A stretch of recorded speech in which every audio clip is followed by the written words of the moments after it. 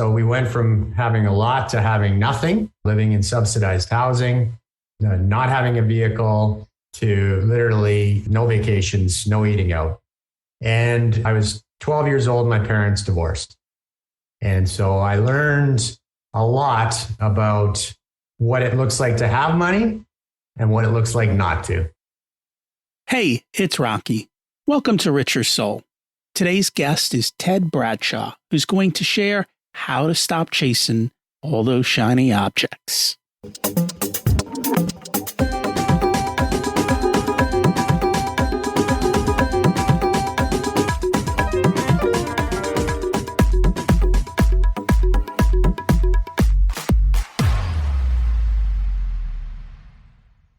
Imagine it's 12 months from now, and you've achieved your major life goals.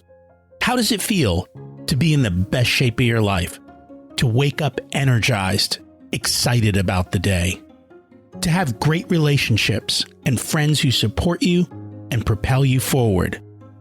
How does it feel to have an excess of money, to be able to make the choices you want? To be fearless and open to trying new adventures? Imagine being connected to the universe and it providing everything you desire. It's possible over time, and your past does not dictate your future. The only thing holding you back from this vision is you. It's time to take control of our thoughts and use them to our advantage. Welcome to Richer Soul, where we achieve our dreams and create harmony to health, wealth, relationships, time, and spirituality. If you have not had a chance to listen to episodes 1 through 9, I encourage you to go back and listen to the framework behind Richer Soul and how to create the life of your dreams. You can also find all the show notes for this episode at richersoul.com. Today's quote comes from our guest's book and is by Confucius. If you chase 2 rabbits, you catch none. We have to be clear and focus on what we want and stay to that path. Speaking of which, we have another quote from the book. This one is from Marcus Aurelius. People who labor all their lives but have no purpose to direct every thought and impulse toward are wasting their time even when hard at work. You know, it really comes down to being clear and staying on target. And that's what our guest is here to chat about today. Before we get to that, let's review last week's action step, which is, what do I want to feel? This is really what it comes down to. How do I feel? How do I want to feel? Then what do I need to change to make that so? It's really about loving what you do. If you haven't found that, maybe it's time to pursue that and figure it out. Our guest today has a very similar framework to what I've shared many times before. Most people on this path have similar themes with a different emphasis and flavors, but the key concepts are the same. You need to be clear in what you want, take action towards it. Listen in to see where the concepts rhyme, and maybe a story today will help you figure out your next step forward.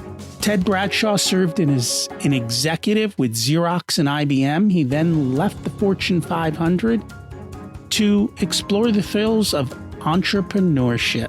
What he found was a long string of success that looked great on the surface, but underneath it all, he felt anxious, exhausted, and stressed, chasing money wherever it led and wondering why he never felt fulfilled.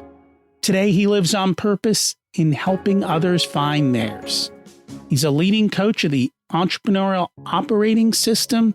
He's a speaker and an expert EOS implementer and the community leader for EOS Worldwide. Let's meet Ted. Welcome to Richer Soul, Ted Bradshaw. It's great to have you join us today. Really excited to be here, Rocky. Thanks for having me. As am I, and we always like to learn. Let's start at the beginning. What was it like when you were growing up, and how much did your family and school teach you about money? Well, my school, nothing. So we can start easily there. Nothing learned from school.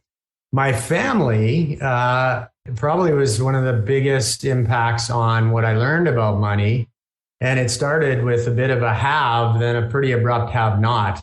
My father was heavily involved in real estate through my formative years of, birth to age 12. I became accustomed to living in the best neighborhoods with swimming pools, nice cars, vacations. And then in what was it now? I think coming into the late 70s, early 80s, when there was a significant shock, bankruptcy happened. And so we went from having a lot to having nothing, living in subsidized housing, not having a vehicle, to literally no vacations, no eating out. And I was 12 years old, my parents divorced. And so I learned a lot about what it looks like to have money and what it looks like not to by the time I was 12. I'm guessing which one's better.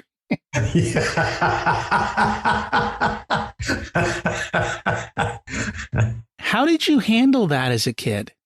Not well. We had to move. We had to leave my hometown halfway across the country, move in with my uncle and aunt. And I reacted by getting into fights in school. So I was new to the school I was in, and I made my initial impression on others by not being a very nice kid. So I did not react well at all. I lashed out. Typical 12-year-old boy. Yeah, typical 12. But I learned my lesson because you pick a fight with the wrong person, and you will sooner or later. And from that moment on, I was okay. There has to be a different way. Did that leave a lasting impact on you, on your behaviors and your relationship with money? To this day, Rocky, to this very day, I have in the back of my mind that it's important to keep financial discipline. That despite, and my kids now are older, 19 and 21, and so they've grown up in a really probably above average experience with respect to money and the things money brings. I work constantly to make sure they're not taking it for granted.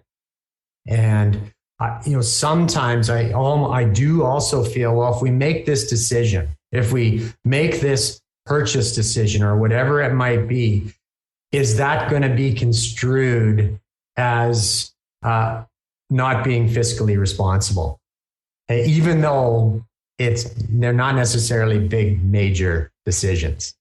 So yeah, it's definitely had an impact on me to this day. Out of curiosity, because of that, have you done something different with your kids in teaching them about money?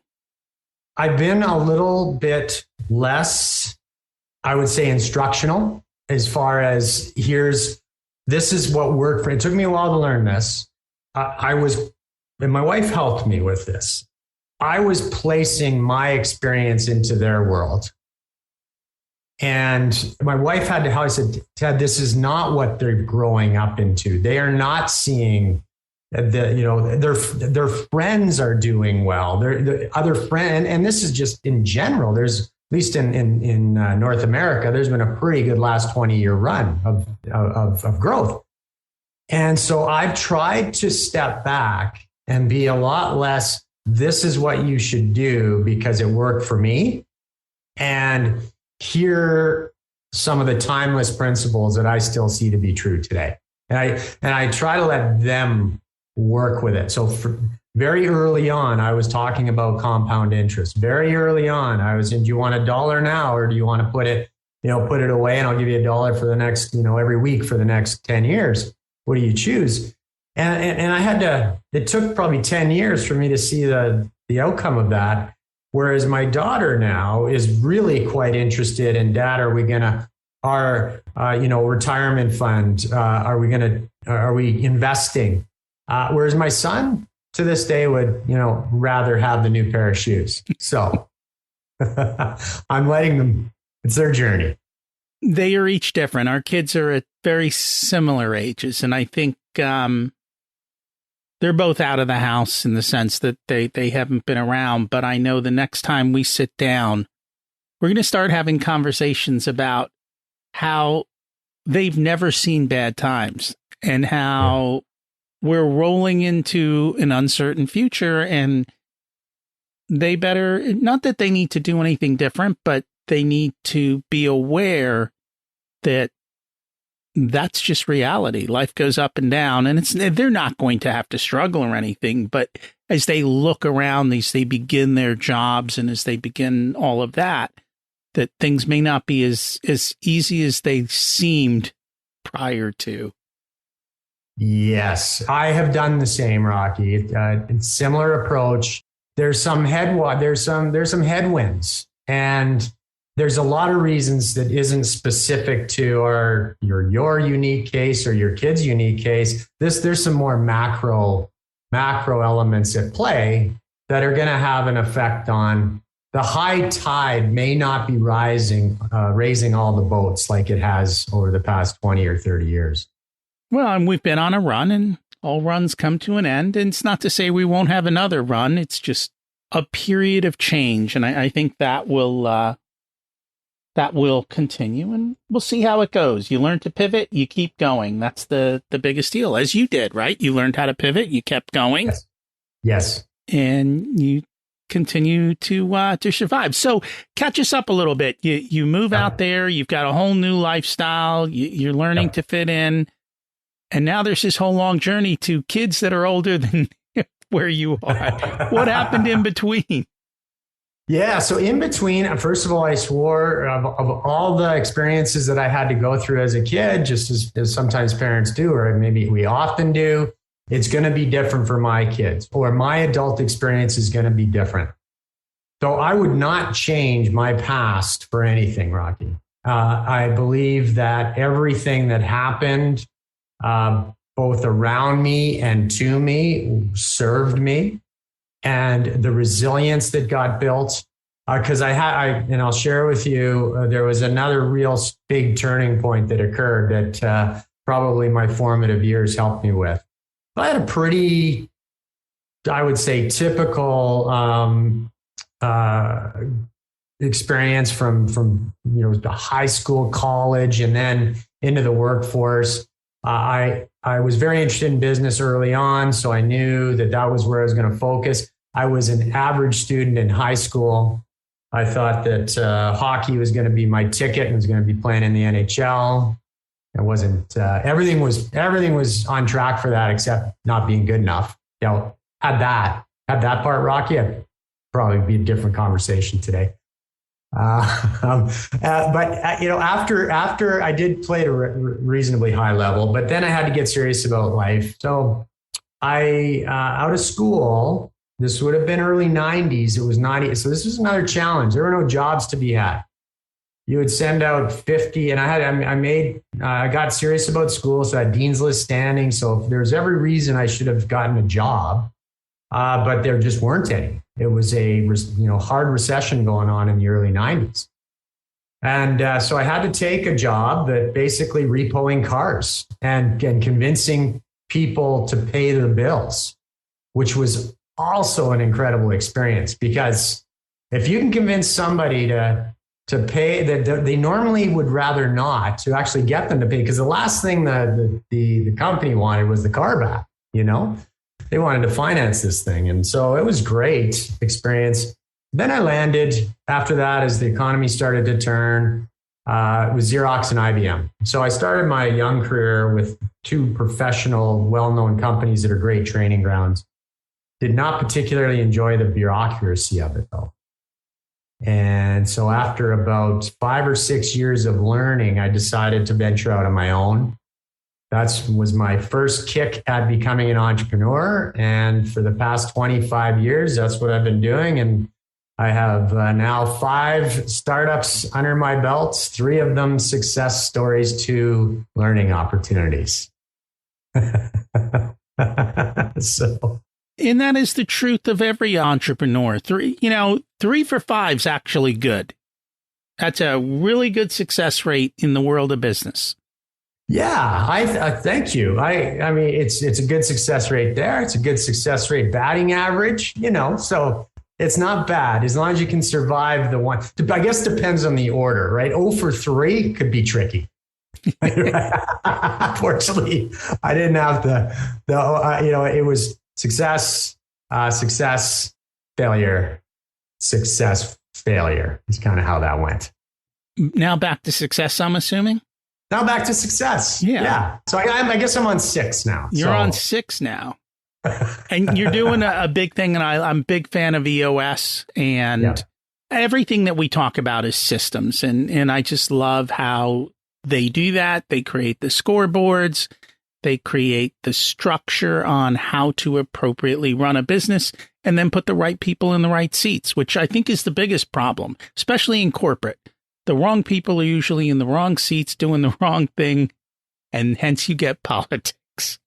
Yes, you do. You get politics and kingdom building and, all the other things that are dysfunctional. I get it. I've lived that life, and running away is fun. So we're here today to talk about your book, which is Stop Chasing Squirrels. What inspired you to write that? So those very same business owners and leaders that had adopted EOS in their businesses, I noticed something interesting about what would happen as soon as you removed a major distraction, a major concern away from somebody's attention, and all of a sudden a large mirror gets held up in front of, in this case, some of these owners, the leadership teams. You mentioned leaders. That's absolutely one of the reasons that companies will slow down, even successful companies that are doing well. They reach kind of their potential with their leadership potential. And so I was watching these entrepreneurs and leadership teams having no real big issues any longer about how their business was running because EOS really helped them start to execute. Now, we can't speak to what happens when a competitor grows or the market changes or inflation hits, some of these things, but just growing and running a great business. When this starts to happen, I realized that a lot of these individuals were not quite sure what to do next.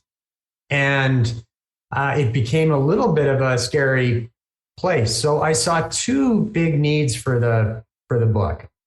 Number one, these owners, entrepreneurs, whether they had self-managed businesses where they weren't as involved anymore, or whether they had an outright sale or an exit, or they weren't, actively involved day to day, they weren't sure what to do next. And many of them have money isn't their issue. It's how are they going to be productive? How are they going to be fulfilled? And in some cases, the businesses that gave them the lives that they had were not necessarily aligned with what they would define as their purpose or as their reason for being. And so I thought, okay, that's interesting. You would think after all that time and experience, they'd have some ideas. And then I also watched the younger members of the leadership team get stuck when they also started to see, okay, where can I add more value to this company? I know I'm in this particular seat. I know I'm doing this particular job, but if I want to grow myself and maybe I want to help this organization grow, I'm not sure where to do it. So it became a little bit of a leadership development passion, Rocky. And then it also became I've been where some of these entrepreneurs or owners are, and it can be really scary when the thing that you've been so focused on for the last 20, 30, or 40 years isn't something you need to necessarily focus on anymore. I wrote it for them. How often does that happen? Like, is that the norm or? For the companies that I had the privilege of working with, one of the primary psychographic characteristics of the target market, they are growth oriented and open to learning. And I think it's those two things with that type of person, Rocky, no matter what, no matter where they are in their age, no matter where they are in their financial situation or life situation, when they want to grow and when they want to learn, when I've got those two things at play at the same time, it's 100% that I see what I've just described to you. Because things change. Their circumstances change. The people around them change. The world around them changes. And unless you really are just going to go to fundraising events and donate money and spend the rest of the time on the golf course, to really have an impact does require some growth, does require some learning. And so, yeah, that's definitely, and I think there's also a little bit of a mortality fear that starts to come into play. Right? There's a little bit of, okay, what's this all about? Is there more? So that I think is also a little bit of a sliver of what I see. I find for most businesses, the biggest impediment to growth is the owner.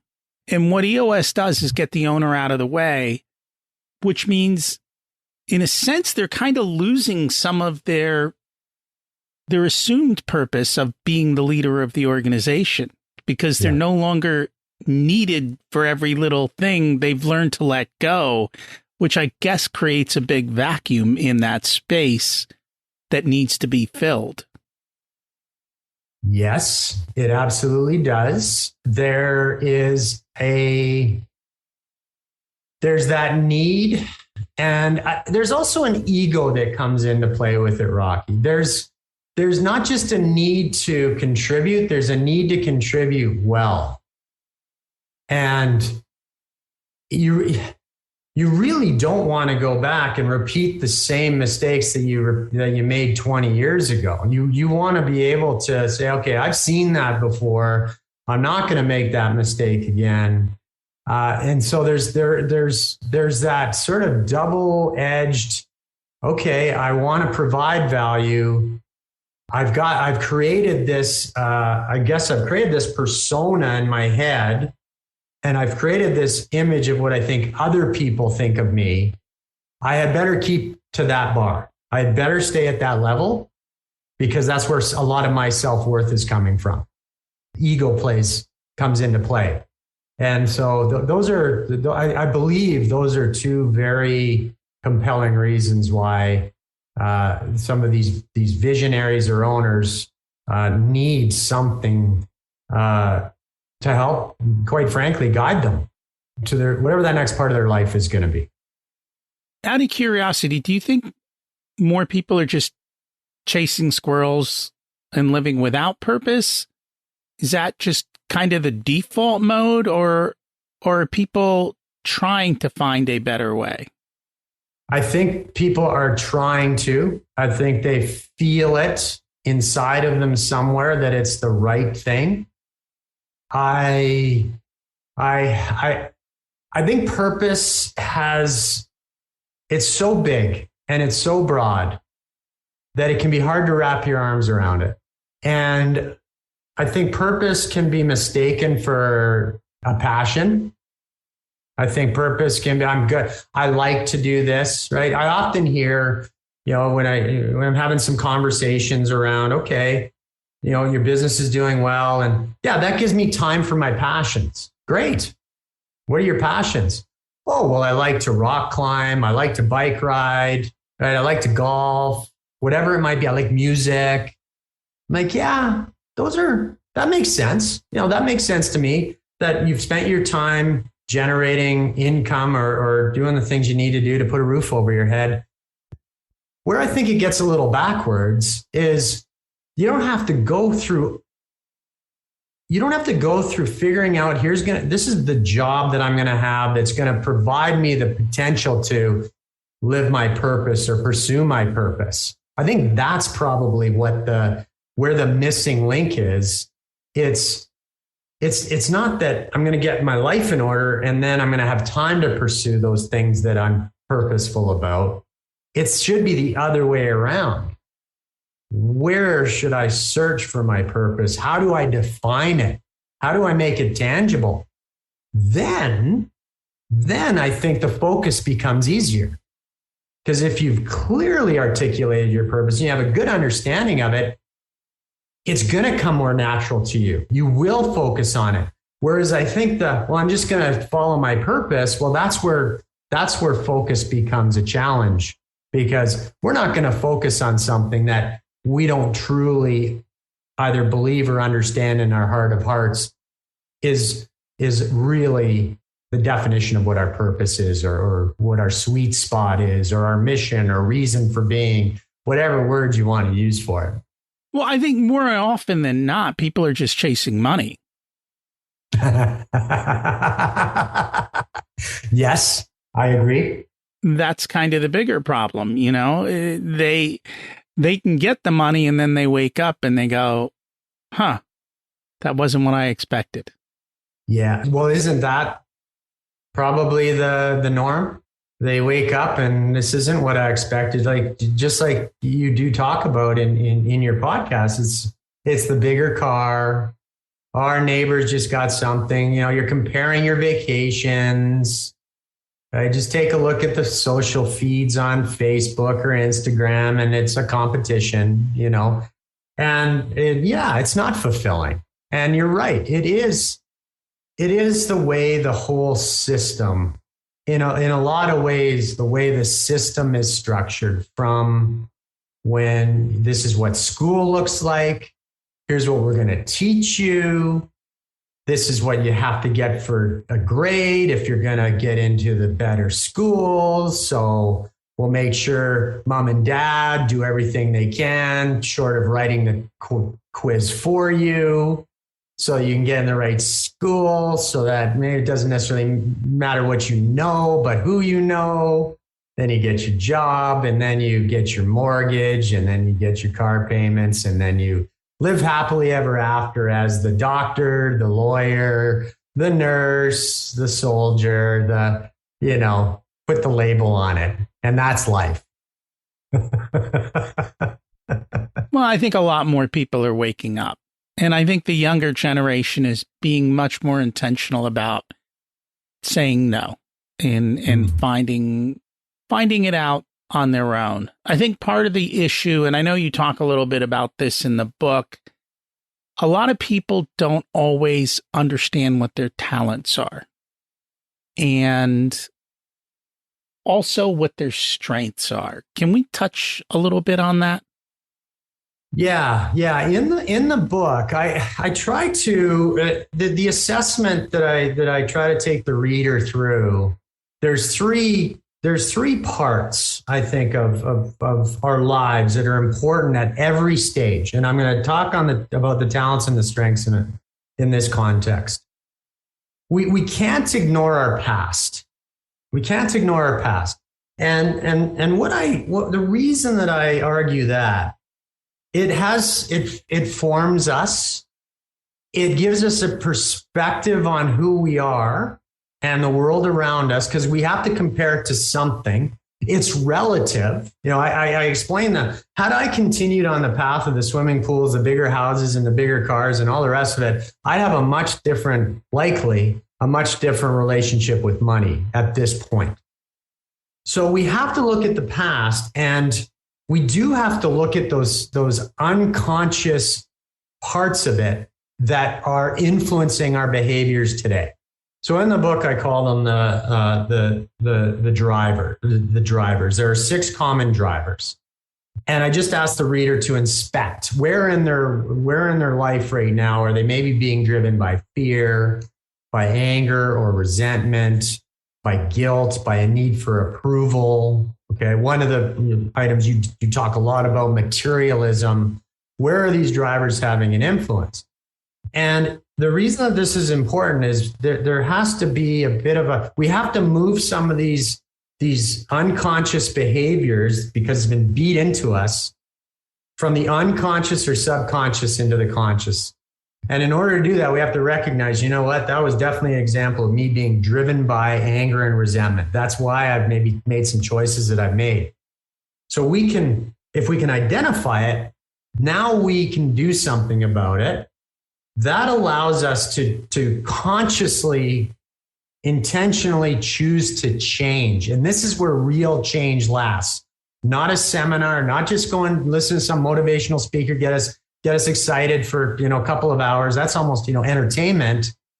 What do you do after the session? Or what do you do after that, the speaker? And so if we can understand these negative drivers, now we can take a look at, okay, where does that put me today? And this is where the talents and the strengths come in. So this is an assessment of who we are today with respect to and I call it the temperature check. And it really is more than looking at talents and looking at strengths, because there's more to us than those things. So temperature check is short. I call it temps, short for temperature check. Take our temperature right now. So what are our talents? And yeah, it can be difficult for someone to articulate a talent because at least the definition I use for it, you don't have a lot of them, right? This isn't something you're merely good at or you're on the JV team, right? This is not only did you make the NFL, okay? Not only are you a starting quarterback in the NFL, but you're also one of the best of all time. Okay, so now you really start, okay, that's a talent. And yeah, there's hard work and a number of other things that go to it.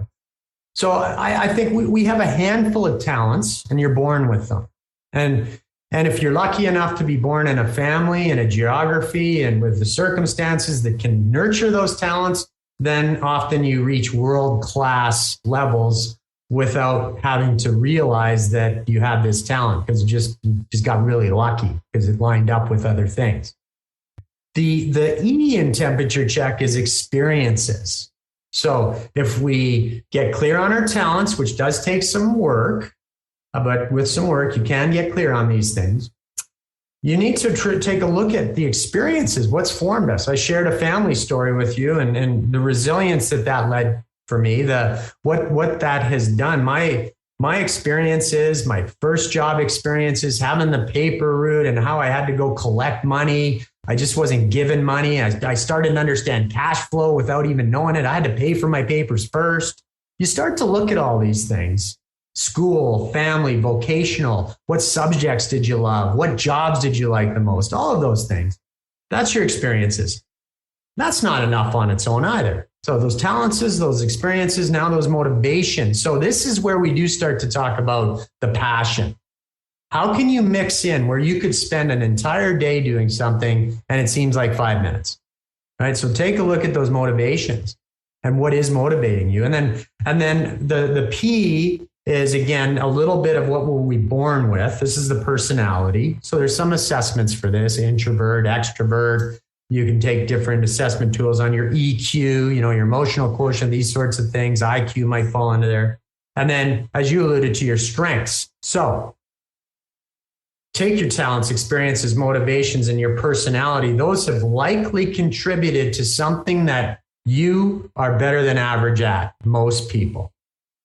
And these are the areas where maybe you just didn't, you stay on the sports analogies. You're sitting in the backyard shooting hoops.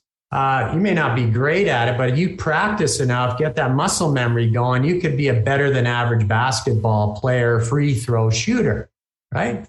And these are those where we spend a lot of time. This is the proverbial 10,000 hours to work on something. Yeah, you can become better than average, but that doesn't necessarily mean you're going to be one of the best at it. So that's why I said that it's important the talents and the strengths, along with experiences, your motivations and personality, is really what's needed to take a true inventory of where does our purpose lie, because it's in there somewhere.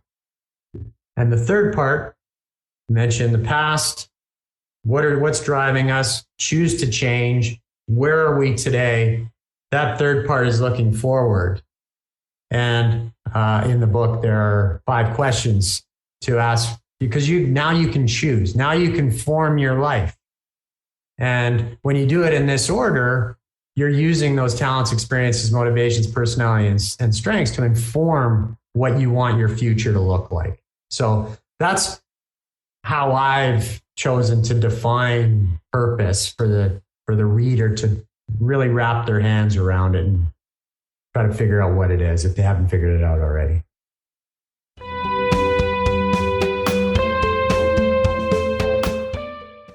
Today's episode is sponsored by Profit Answer Man Podcast. Did you know that most small business owners hate looking at their financials? It's one reason they may struggle with business success. The Profit Answer Man podcast helps them ensure they are profitable and can pay their employees and weather the storms we all have to face. It's built on the Profit First methodology of pay yourself first. The Profit Answer Man podcast is a must listen to for every small business owner and anyone who wants to help them survive and thrive. Check it out on your favorite listening platform.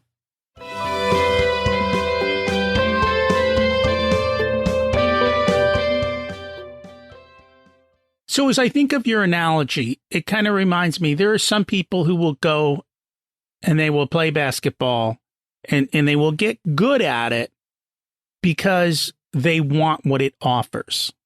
But then there are some people who will go and do it, but they will go so deep because they love what they're doing. And those people are always going to win because to them, it's just a different game. And that's true in other parts of life. The ones who are in love with what they do and just want to constantly dig in are going to always over time win out as they continue to kind of go down that path. So let's take a step backwards because there are 6 areas that you like to focus on, very much in alignment with what we talk about as well. Yeah. Which is mind, body, soul, nutrition, money, and relationships. How did you come up with these 6? Yeah. So Rocky, if it's okay, before we move on to that, I just on that last piece that you talked about is sometimes it's chasing the things that becoming a great basketball player are going to provide. I love that. And I agree completely. And I also think this is one of the reasons why we have some of the troubles that we have right now, some of the polarization that's out there right now. It's one of the reasons why we have this disconnect between the haves and the have-nots and how that's widening. It's like we're all chasing the same thing because you're right. It's, money. And we've used some of the obvious examples like become a professional athlete or become an actress. Yeah. That's going to provide big money and popularity and all the rest of it. The odds there are what? 1 in a million? 1 in 100 million? Yeah.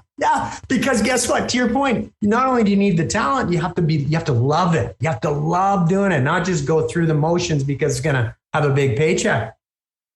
We can apply that to becoming a doctor or a lawyer or whatever it is, Rocky. And that's why I think if we really forgot about all those vacations, forgot about all of the quote unquote jobs and just let our purpose as we've defined it in this podcast guide us, it would potentially create whole new vocations. It would create whole new opportunities and we'd have the right people in the right seats at the same time to use what you just said. So I loved it. You've just given me some the next video I think that comes out, Rocky, I'm going to use that one. Hopefully that's okay.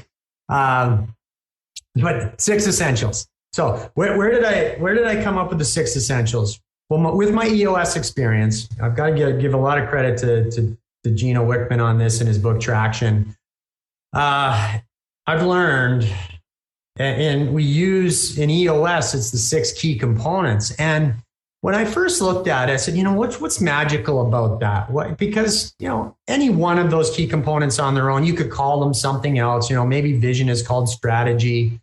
But what I liked about it, or what I think one of the reasons why EOS works so well is because the terms are simple. There's not too many. They're timeless. So regardless of what you call them, they're timeless. And they are, they're simple, they're timeless, and they're systemized. So there is a connection to them. And so I tried to look at, it's coincidence that there happens to be 6, but I was really looking for less is more on this. And I went through all of my research and all of my experience, and I was like, okay, what are the key areas of our life that lead to a happy life or a fulfilled life? And so that's where I came up with the 6 essentials. Now, why are they there? In my experience, as I started to get clear on my purpose, which took me 53 years to do, Rocky. Okay, so the book's supposed to be a bit of a hack, so it doesn't take 53 years. That it's not that you arrive, and we've heard this. It's not the destination, it's the journey. Yeah, that's true. Enjoy it along the way. I have found that what took me off track from following my purpose is when one of those 6 essentials got out of whack. What led me to go deeper into my purpose is when I had these 6 essentials in balance. And so that's where they came from. And I looked at, if I could have balance, and we hear about this balance in life, what does that mean? What does that look like? But this is all designed. They're guide rails, Rocky. That's what they are. They're guide rails. So I know that I'm going to continue to focus on my purpose. It's actually going to get more concentrated, not larger. Right? I also write in the book about how when we're really clear on our purpose, we narrow it, not the other way around. And it's not your purpose becomes bigger, to use that example. Your purpose becomes more focused and concentrated. And when that happens, you have a bigger impact. So by going more focused and concentrated, you actually have a bigger impact. So how do you get more focused and concentrated? This makes sure that you're tending to your mind, you're tending to the body, the soul, nutrition, money, and relationships. And if we do that and in unison, we have a better chance of continuing to be guided by our purpose and have a bigger impact. So that's where they came from. We don't like the word balance because everyone thinks balance means equal. And there is no such thing as equal because at different parts in life, different parts of our life take front stage. And so I think that becomes very hard. And I think that's where a lot of people struggle. So now we kind of talk about harmony. You find how do all these areas come into harmony for me? Because if I'm using your plan, well, that's wonderful for you, but that's not music for me. Right. And so you've got to kind of figure out how they all work together in a way that works for you. And there's going to be times where you might spend more time on your body or your nutrition. There might be times where you got to go make some money, right? There's those seasons in life. But yet that doesn't mean you give away the other parts or you don't focus on them.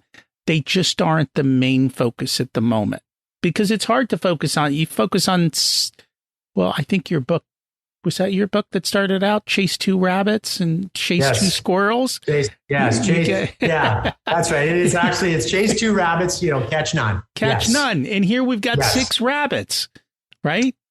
Yes. Well, no, I don't. They're not. That's rabbits. Why they're not rabbits. But the point is, you've got to focus and get them in line and put them together in a way that works for you. Because if not, then you're just constantly struggling, I think. Yeah, and I like harmony. I do like that. And let's use another sports analogy and one that I know. So hockey. I mentioned hockey, right? Well, if you look at the goal, and so let's call purpose the goal, right? Let's just use that. So there's a singular. So as an individual, if we can get, Rocky, your purpose is crystal clear. Let's call that the goal. The goal is to follow your purpose. in the National Hockey League, the goal is to win the Stanley Cup. Okay. So you do your best to get right people in the right seats. You put systems in place. You do all these things. You practice, and you try to avoid injuries and the things that life can throw at you, because this is also part of, hey, you might be all well and great. Like recently I've had this nagging back problem that's really bugging me right now, and it's taking me away from the active things I like to do. So it's a bit of a problem for me right now. But what happens is, as a hockey team works through a season and works through all of these, they're continually tweaking the system. They're continually, where do we need to shore up? We know defense is important. We know offense is important. We know the power play, penalty kill is important. So the reason the 6 essentials are there is because they are all important. And as we go through our journey, when we have an injury on the blue line, right? When our top 6 forward gets, or top 6 defenseman gets hurt, okay, we still have to play defense. We can't let the fact that right now we've got a deficit. So the whole idea with the 6 essentials is to try to systemize it, knowing full well that you're going to have your ups and downs. But I've also, and I'd be open to hearing if something's missing there, because I also have seen, and in the research, there's going to be certain parts of those essentials where it's just natural for some people and they gravitate towards them. And so they just do them. They're either fitness, they're fitness advocates and they're in shape, or they're very spiritual, right? The soul part is well taken care of. They understand money, all of those things. And then what do we tend to do? We tend to ignore those areas that we don't value as much. And I ask myself this question. I won't speak for your audience. The reason I know that those 6 essentials need to be tended to is because if I'm not feeling completely fulfilled or heading in the right direction, that means there's a deficit somewhere. And that's where I have to look at maybe some of those essentials that I normally am like, everything's going great over here. Money's great, nutrition's great, body's great. I haven't paid a lot of attention to soul. So maybe if I do, I'll feel better. Right? So that's where they came from. And I kind of use the car analogy. So you can have a Ferrari. It's got 4 tires, it's got an engine, and it's got a gas tank. Any one of those is broken, you ain't going nowhere. Yeah. Right? Yeah. And it's the same thing with what you talk about. You have got to get them all working together in conjunction, moving the same direction and in focus. And then life gets to be pretty good. One of the things we chatted about before we started was the difference between driven versus guided. And I'd like you to explain that a little bit further. For me, Rocky, and this is probably the part of the book that was my own personal aha as I was writing it. I had been the type of individual where I would set a goal, I'd work towards the goal, more often than not achieve the goal, not be satisfied. And so I would set another one, and away it would go. And you read about it in the book. Really, it wasn't, the health scare was more a mental health scare. And it wasn't fun. And it was not, like, there was nothing to really diagnose. You don't get hooked up to the EKG and they diagnose these things. And I thought, this just doesn't seem natural. Like, this is not natural to constantly be striving and driving. And is that all there is until you die? And it occurred to me that I was serendipitously, and I cite this in the book, I came across a purpose-driven life. And it really resonated. Now that book is about finding God, more of that. What's your purpose from that perspective? But I applied a lot of it to business and life. Driven still didn't make sense to me. It still didn't. It just wasn't the word because it seemed that I came to the conclusion I'm not in control. If I'm being driven, I am not in control. And for me, I saw that's where some of the anxiety is coming from. Right? I just do not feel like I'm in control here. And so something or someone or something else is. And it just, as soon as I had that aha, it was freeing. And I let go. I let go of expectations that others may have had on me or that I had on myself. I let go of what the measurement of the external measurement of success is. And I decided I was going to choose to be guided. And that's where for me, words matter a lot, Rocky. And in this context, I just didn't see driven as being something I wanted to be anymore. I would still be successful, but I would do it under my terms and choose to be guided. Because I also know I can't do it alone. That was another part of it. Early on, part of that driven nature was, I'm going to do it. I'm going to do it. I'm going to do it. No one's going to hold me back. Don't get in my way. You're here everybody tells me no. I'm going to say yes. I'm going to do it. I'm going to put everything on my back. No, I'm going to be guided. I need some help. I need a guide. That's where that came from. We all need a Sherpa. Get up the mountain, right? Yeah. Important thing is pick the right mountain before you start climbing it, which is what purpose comes down to. I read that book. It's been a long, long time. I'm thinking that was over 15 years ago. Yes. And I think this stat still holds, if I've got it right, best-selling nonfiction book of all time. Yeah. Right? Okay. Maybe next to the Bible, if depending on the listener, if that's a nonfiction book or not. I'll leave that to the listener. But yeah, so it's that to me, that book had a big influence on me. I think once you have clarity, it becomes so much easier to say yes and no.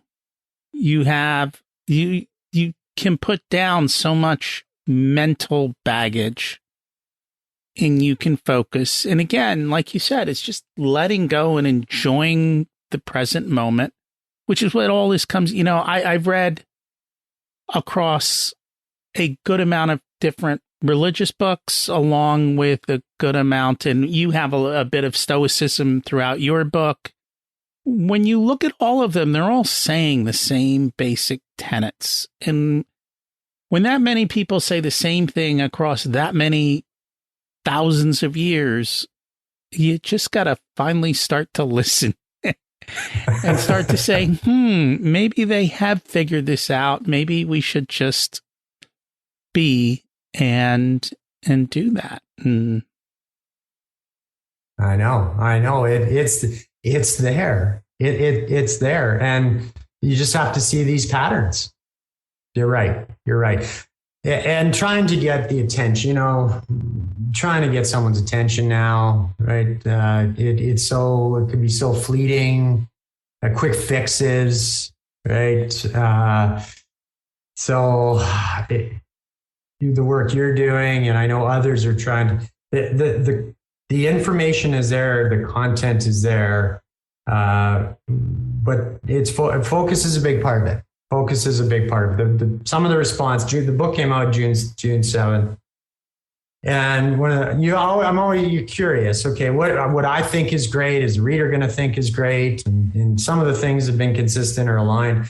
Some of the surprises I've had is, at least in the way that I'm hearing it come back, it really is the focus part. The focus, the ability to focus is a very large challenge. I think anyone who's looking to better themselves, develop, find fulfillment, find happiness, you will get pulled off track. You will get pulled off track if you do not have some mechanism to help you focus, unless you're naturally inclined that way, but I haven't met too many that are. I have not met too many who are focused either. And generally, people who are focused are people who are doing the same routine task over and over. They're not actually doing something that's kind of taking you forward. And unfortunately, what I've noticed is the percent of people who are kind of following what we're talking about is minuscule. And it's growing. And hopefully more and more people will start to open up and start to find their way. But Rocky, why do you think that is? Why do you think it's minuscule? Because there's no lack of information out there. It is not lack of information. I think, do you know who Russell Brunson is? No. Expert Secrets. Russell Brunson is he's essentially a copywriter. He's the guy who knows how to write all of the ads and the funnels and the scripts so that, you'll get hooked and you'll buy whatever he's selling. Okay. In his book, the one thing he said was, if you're looking for people who are going to take action, you will have eliminated 98% of your audience. No. Oh, no. And I think most people just don't want to put the time, the effort. They'd rather just be distracted and be oblivious and not think about it. And I don't know why that is. It's something I don't get. And I've seen it to the point where I've seen people spend thousands of dollars to go to events, and they get excited for the event and the 3 days or the whatever long the event is. And then they leave, and within 48 hours, they're back to their standard programming of doing what they do. Yeah. Yeah. I wonder, do you think there's, if you think about maybe two extremes in humankind's history, when there's been very little or there's been a lack or humans have lacked, all your time and energy is spent on survival, right? So you have to hunt, you have to eat, you have to gather, rinse and repeat. So there isn't a lot of time to think about growth and development, survival. The other end of the spectrum is maybe what we've been living in the last 50 years, post-World War II. And I'm speaking for North America, Western culture. There's certainly areas of the planet that are lagging. But overall, humanity has done better over the last 50 years than the 500 before that. Maybe now we're just when there aren't a lot of worries, like real physical worries or danger. Maybe now that's good. I'm good. It's good enough. What do I need? Why do I need to do? I got clothes, I got food, I got entertainment. You think maybe that's? Well, I think that's always been societal. We were always part of small tribes, and somebody was the leader and everyone else kind of followed. You see it in the animal kingdom, right? There's one leader of the pack and everybody else follows. So I think it's just, you look at the ant world and you can see that dramatically, right? There's one leader. They tend to follow lines, except for the certain ants that go off in the circle and find new paths. That small percentage, the 2% that we are off finding a different direction, but the rest of them just follow the line. And that's what they do. And I think it's human nature. And some of us are wired to just do it differently, just like some of us are wired to be entrepreneurs. A lot of people just want to play it safe, be happy, and not waste the brain power. I mean, the brain uses a ton of energy and it wants to conserve too. So, at the end of the day, we were designed, all of nature is designed for survival and procreation. Anything beyond that, kind of a bonus. I hope you're not right on that, Rocky, but there's the 2% of us and those who want to follow. Yeah, that's true. That's true. I am seeing more of and maybe it is the younger generations, millennials and younger. There's a lot more of, okay, jobs now. I mean, there's not enough people, right? There's just not enough people, and it's just going to be that way for probably till the millennials start having kids. Maybe a lot of them are looking for more than the paycheck because they can get a paycheck. Correct. And they're asking, what does this organization stand for? And this might get maybe we can edge this 2% to 3%, Rocky, because I think right? you are seeing that. I mean, you grew up and I grew up at the same time. You know, Xerox and IBM had very strict rules about how you worked, how you dressed, how you behaved, and all of those types of things. And I think those rules have all gone away and people are asking now more. I want to be part of, when you have a choice in where you work, it's not, hey, you know, be thankful you have a job, to, hey, I have opportunity. Then those who choose to do that are going to demand better. And so I think that's what we're seeing. Yeah, beyond money, because beyond money. The money taken care of. Yeah.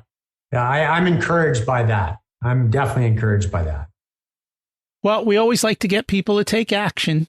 Is there an action step that you can share that people can take this week to move a little bit forward in their life? There is, Rocky, and I want to tie this a little bit to from a money perspective. Let's just talk about that right now.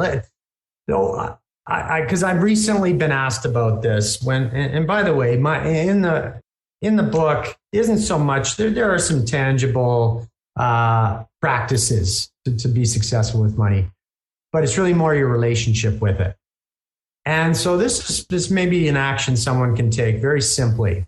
When it comes to money, looking forward, and we talk about, you know, what is your number, right? Whatever that number might be. And let's call it 10 years from now. So whatever stage someone's at, 10 years from now, what does that future look like? What does that number look like?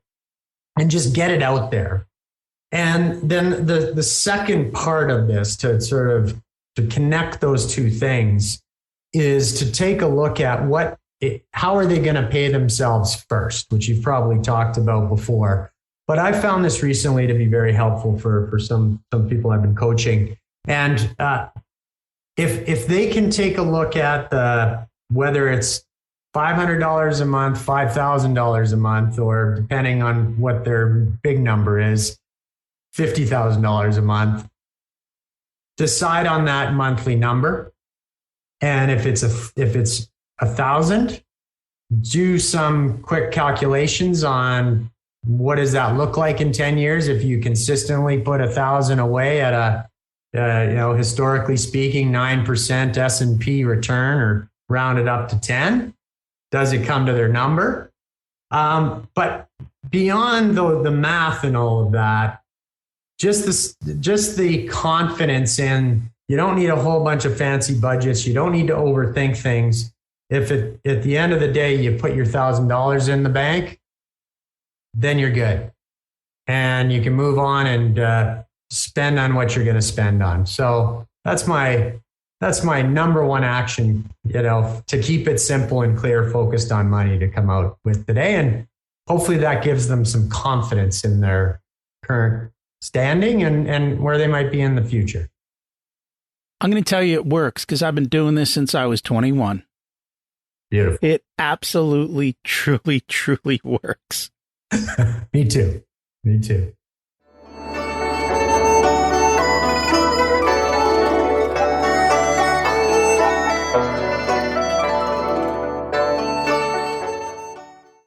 It's time to learn the secrets of life. What's your secret to living an abundant life? What's my secret to living an abundant? Whoa, Rocky, you saved that easy one for last.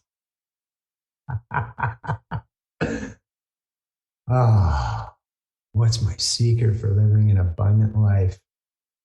Okay, be in the moment. That's hard to do. I still struggle with that one. Yeah.